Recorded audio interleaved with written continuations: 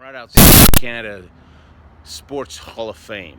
And, when you think about it, everyone that is honored in this building was a beginner at once.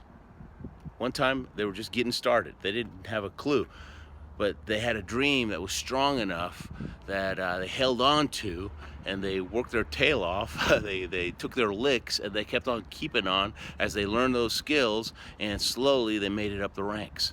But they all started at the bottom. Everybody starts at the bottom. I tell my kids all the time, life is tough. It's gonna knock you down. You're gonna be on your knees. You're gonna have bloody knees, but guess what? You're gonna pick yourself up, dust yourself off, get back in the game, because that's how you win. That's how you learn. Okay, and so to make it into your Hall of Fame, right? Your personal Hall of Fame, all you have to do is keep it on. Find a mentor, find a coach, find somebody who's already done what you want to do and follow in their footsteps and refuse to quit.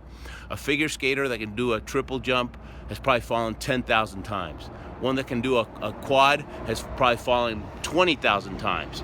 When I was learning how to luge, they'd put you on curve 10, and you're going 20 miles an hour, and you crash, figured it out. He moved you up a couple curves.